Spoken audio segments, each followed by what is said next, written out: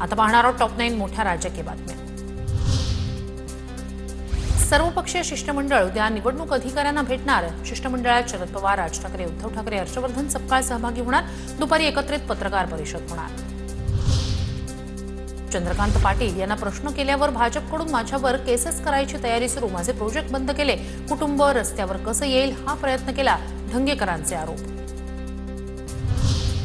गुंड पक्षाशी संबंधित असेल तर त्याचा विरोध केलाच पाहिजे, धंगेकरांनी गुंडाला विरोध केला, भाजपला विरोध केला नाही, सुधीर मुनगंटीवार यांचं वक्तव्य। धंगेकरांवर हल्ल्याची भीती, धंगेकरांच्या केसालाही धक्का लागल्यास सरकार जबाबदार, रोहित पवार यांचा इशारा। अजित पवार आणि भाजपच्या काही घटकांमुळे पुणे गुंडांचं माहेरघर, संजय राऊतांची टीका।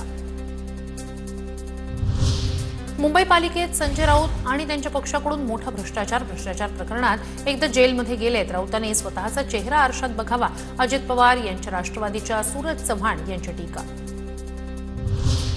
राज्याच्या विकासाचे 3-13 झालेत, पक्षाचं विभाजन करण्याचं काम अजित पवारांनी केलंय, नाना पटोलेंची टीका। गड्डायुक्त महाराष्ट्र झाला, ग्रामीण भागात रस्ते खराब झाले, विकास अजित पवारांचा झाला, पटोले आक्रमक।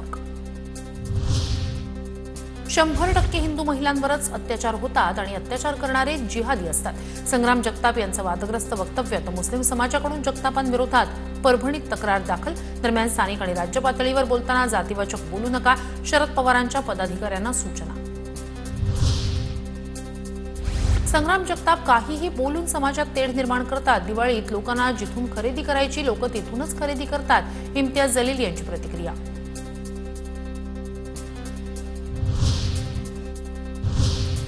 आणि आता पाहणार आहोत न्यूज टॉप 9 मध्ये टॉप 9 राजकीय बातम्या। जरांगे सरड्यासारखे 10 वेळा भूमिका बदलतात, कधी हैदराबाद गॅझेट तर कधी सरसकटची मागणी करतात, विजय वडेट्टीवार यांची जरांगेंवर टीका। अहिल्यानगरच्या वाडगाव थाटेमध्ये वंजारी समाज बांधवांचं उपोषणकर्त्यांसोबत माजी मंत्री धनंजय मुंडे यांनी फोनवरून संवाद साधला। वंजाऱ्यांचं 2% आरक्षण काढा असं जे बोलायला लागले त्यांना टक्क्यात सुद्धा ठेवणार नाही, आमदार धनंजय मुंडे यांचा इशारा।